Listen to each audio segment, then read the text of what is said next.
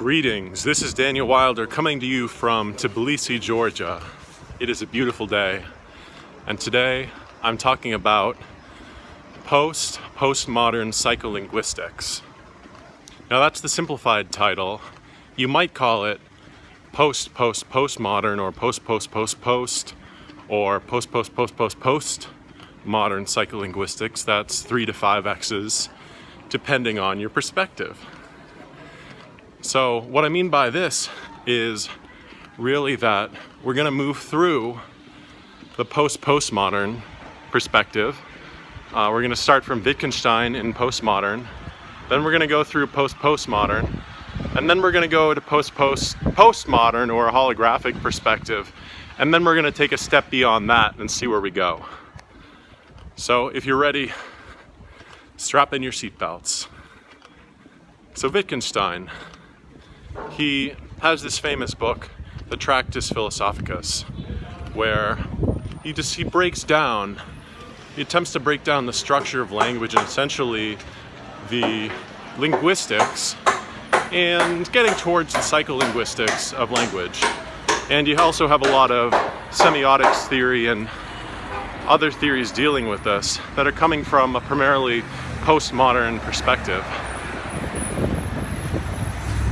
The postmodern perspective essentially comes from, you could say, a deconstruction of the modernist perspective, or the modernist perspective being this centralized perspective of language, which is that it exists for this set of formal operational reasons, and in this set of formal operational categories, or at least that this sort of classification is sufficient to encompass the meaning of language. And in the postmodern perspective, we see that we're really moving beyond that assumption and getting to the point where we realize, no, actually, the formal operational breakdown of language is actually not sufficient to really understand language on a deeper level. And that's where we get to a postmodern critique and understanding such as that of Wittgenstein. Where Wittgenstein comes from is he takes something very simple. He takes the language of two builders talking to each other, and one builder is talking to the other builder, and he says, "Pass me a slab." So he gets past a slab. He uses that and he says, "Pass me another slab." Okay, he gets past the slab. 10 slabs later, he's now just saying, "Slab," and yet the other builder knows what to do and continues to pass him the slab. Now, another 100 slabs later, he's gotten to the point where he's not even saying slab, he's just saying, or making some kind of gesture with his hands. And the other builder still knows what to do. Now, in this case, the presumable assumption is that the second builder is having an experience of learning the repetitive nature of the pattern of what he's being asked, and so he's able to anticipate what the first builder will ask him for next.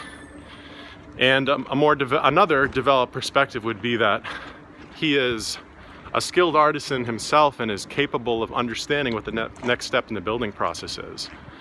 And there are several other ways of inspecting that. What I'd like to call your attention to is his notion of the language game, which is essentially his way of wrapping this all up in a way that is sensical to talk about. And what a sensical way it is, because it truly can be a game between what he sees and what postmodernism in general sees as these deconstructed elements of the human mind and also the human being, but presumably we look at the human mind preferentially in philosophy and much of psychology as well. And when he's looking at the deconstructed human mind and the playing of the language game, we get very much into this aspect of deconstruction, but for the most part, I believe that most readers of Wittgenstein will not be reading it from this perspective of a thoroughly deconstructed sense of self, because it's just a very odd sort of thing, and maybe a lot of people aren't quite caught on to that. I'm sure there are some excellent philosophy students that I'm talking to right now who already have an awareness of the ability to have a deconstructed perspective of their self. And if there aren't, it's not your fault. Just take this in step and continue being yourself and continue doing what you love. But the thing with this deconstructed perspective of self, the important thing to realize is that this is the only way that you get a language game, because we're essentially volleying between different aspects of yourself. It's not just two players hitting the ball back and forth. There's actually dynamism in the movement. And so that dynamism is coming from the deconstructed nature of the human being. The deconstructed nature of the human being, this very postmodern style or deconstructed style perspective, is also a very important one for coming to the level where we understand that there may be a deconstructed mind or deconstructed being, but it's still held together by the central thread of beingness, which is creating the experience of having a centralized identity going forward in the world. And so that centralized identity, or that core fragment, or that thing that's going forward, which is not getting distracted by things that can be witnessed by other aspects of the mind, is actually kind of like a linchpin, the linchpin of consciousness, which is continuing to push forward in a, that's a way of thinking about it kind of phenomenologically. Phenomenologically, the linchpin of consciousness is pushing forward and carrying or threading these other aspects of consciousness along with it. So now we're getting to a post-postmodern perspective, or what some would call an integral perspective. Now we move to the next level, and we notice such things that, well, the integral perspective, okay, so we have this centralized thread of conscious awareness, or this first-person perspective, of which, you know, you could conceptually think of it as existing behind your eyes, in which even the perception of your memories and creative visualizations of the future are projected against, almost like they're projected against your eyes, because the witness of that perspective is behind your eyes, conceptually speaking. And so, why is it that we only treat the awareness of what's on the screen as real? Why not be treating these other things which are beyond direct observation as real and existent as well? And there are indirect ways of going about observing those things.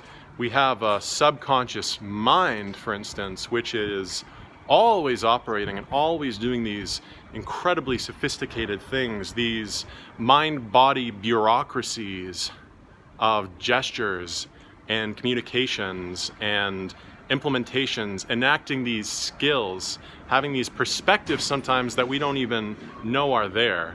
And so those incredibly sophisticated processes deserve to be recognized, I believe, for the well-being of the human race. They deserve their own sort of civil rights movement. Civil rights for the unconscious. But actually, a lot of the time, the subconscious is really protecting us from things that we don't even know are there, or aspects that we've learned on very subtle levels. And at other times, the subconscious is creating certain kinds of difficulties because of its fundamental ability to misunderstand the world in ways that we don't necessarily misunderstand it on a directly conscious personal level. So if we're misunderstanding the world, subconsciously, then that's something pretty important to know about, isn't it? Don't you think? Now we're getting a little bit deeper. We're taking another step from the post-postmodern perspective to the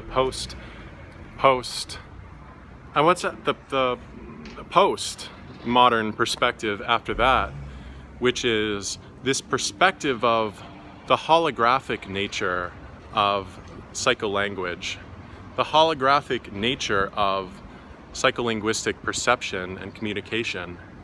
Because you see that just as all of these past projections and future projections, which are occurring through the medium of creativity and the imagination, are being as if they're being projected on the front of your eyes, these are actually resonances from previous periods of your life and other forms of deep memory and perhaps other areas of consciousness. There may be collective consciousness, which certain areas of linguistics and communication are drawn from. And there's, of course, genetics, which is where very deep memories can be recalled and forms of memories can be recalled, which have been rolled together over billions or trillions of life cycles. Basically you can roll it all the way back to the Big Bang. And so that's all been rolled up into the subconscious processes that are going on within your body, mind, and deeper form right now. And by the way, thank you for allowing me to have a say into what kinds of memories you recall in the future, in the present. So thank you. And now we're getting to this point where we see that there may be some sort of holographic and fractal perspective on that language form, because what's essentially going on is even the language we're using is essentially being recalled from an extremely subconscious level of our mind, or the submind,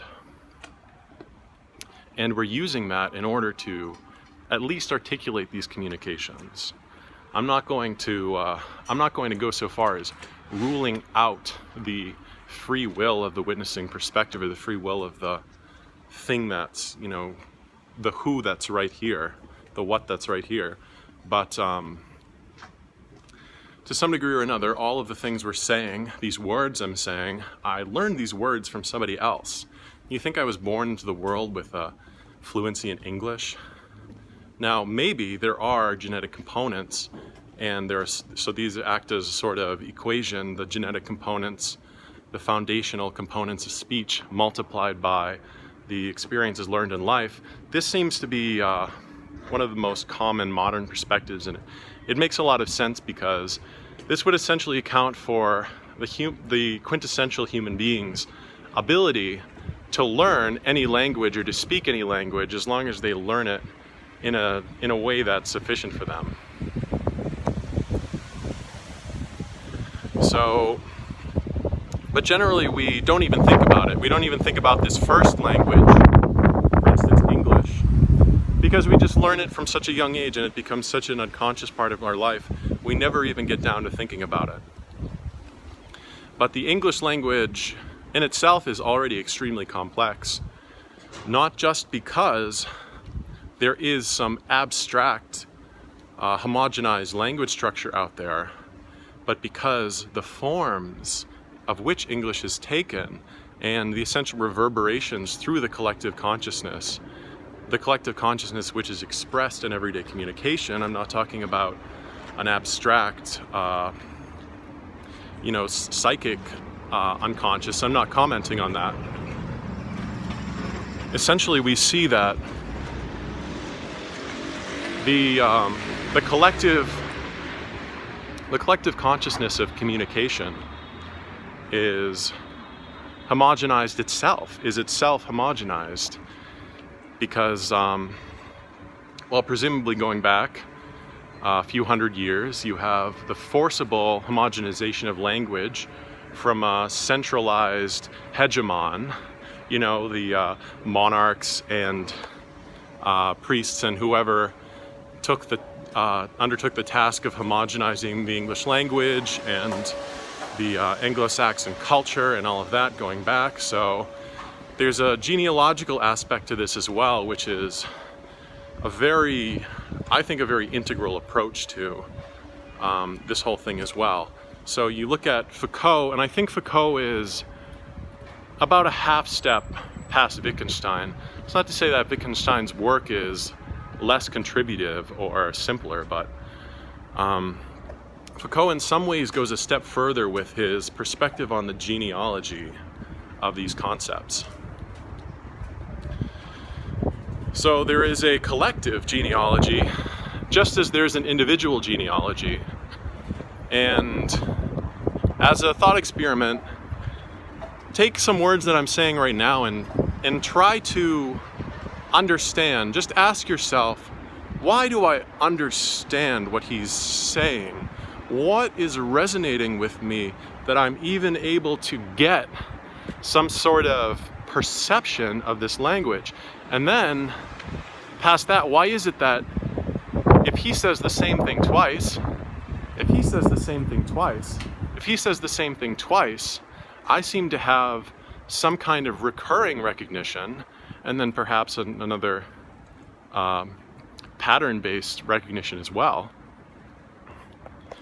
And why is it that if he says the same thing twice again, I might even remember the first time that he said the same thing twice? What's up with that? Basically, the point I'm moving towards here is to get you to recognize the holographic nature of your own memory, and perhaps what you're considering to be your present level awareness as well. There's some degree of at least construction via the creative consciousness, which is at least organized according to memory within the present level of consciousness. Or there appears to be. So that is the post-postmodern fractal or holographic perspective, because essentially this language game is operating on the level of fractals, which are in resonance with each other, fractal linguistics. And these fractal linguistics are passed down from their originators in their past, which you could trace back using Foucauldian genealogy. And once you get further enough back, you'll see that they actually converge on some point. And it may not be quite that simple to say, but for here, let's just say they converge on that single point. And this was the first person to utter the word twice. And now, you know, trickle down through trillions of years, expand, and the fractals expand out. And now billions of people use this word, and other billions of people understand what they mean by it. To some degree or another, this is another interesting thing, because when you kind of look between the fractals almost, you see that every single one of these impressions, even the fractal holographic perspectives, which appear to be fractals of digital communication, are actually occurring for the first time ever. That this is an entirely and completely unique moment in the entire history of the universe. Isn't that exciting? So what you have here, this incredibly unique perspective, is still somehow an ability to recognize and resonate with these fractal patterns, and to pass them down, and to somehow integrate them into this first-person awareness, and then sometimes to even experience them as almost subconscious or hallucinatory imagery and other types of creative and less creative imagination. So now we've come to a post-postmodern perspective. Now let me take it another post, or maybe 2 more posts. We'll see. So the next post is, yes, that there is a particular ability to see the inherent unitariness of the entire timeline of the entire universe and the cosmos up to this point, and realize that this is a unique experience in everything, that your experience right now is completely and utterly unique. And moreover, that there's absolutely no possible conceivable way that your experience could be the same as anyone else's experience.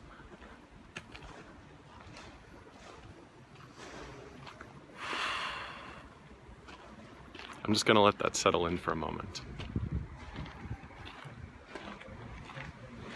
So now from this perspective, there is completely and utterly no possible way. But at the same time, there appear to be these sorts of fractal lines through the universe, or at least through the structure of the universe's unfolding, which somehow hold resonance with each other, which is also extremely cool. You think about it. Why is it possible that we have 2 bricks that look essentially the same? You know, on some molecular level, any 2 things that look the same are definitely not the same. They inhabit different areas of the physical universe, so they cannot actually be the same. And there's some interesting postmodern critique of a modernist and of a modernist metaphysics on this, which is the perspective of the fungibility of items. So basically a commodity, we begin to view commodities, things like toothbrushes, as things which are one interchangeable with another. But on a fundamental level, they're actually not interchangeable. And if your point, you know, for the sake of argument, obviously, this is a little hard to imagine.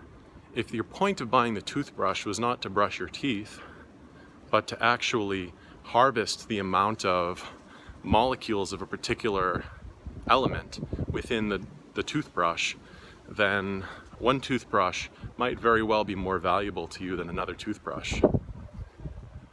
But this rule holds true across all types of commodities, because the commodities are considered to be, they're essentially homogenized.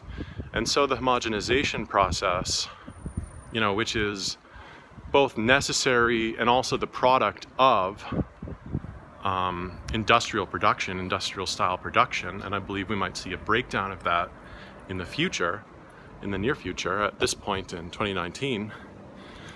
That homogenization process is actually carrying out a very important metaphysical purpose for the human being as well.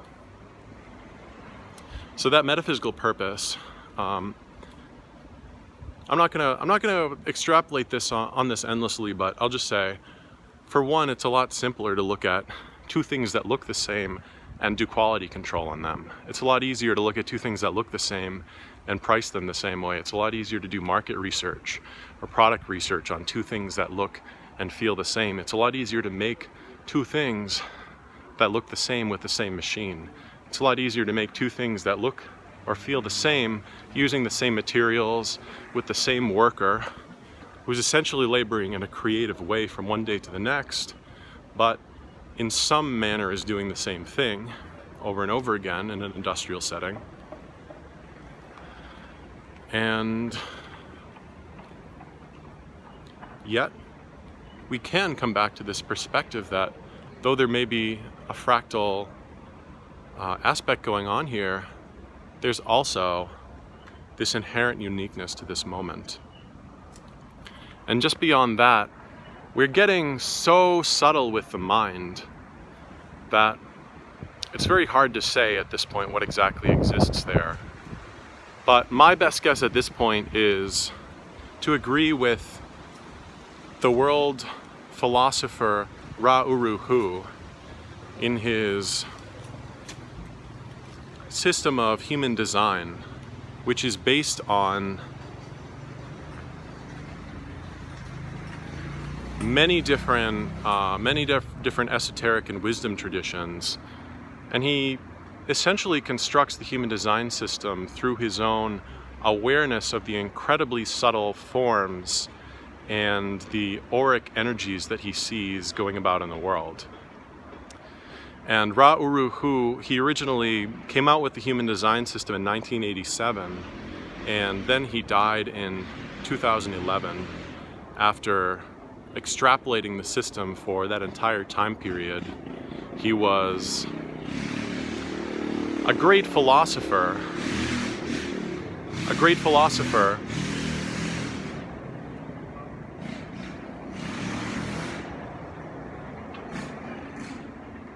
He was a great philosopher of the human condition, and the human design system is essentially a diagram and a map of the human auric structure.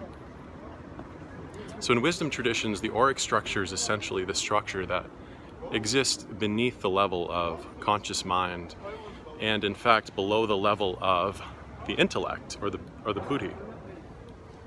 And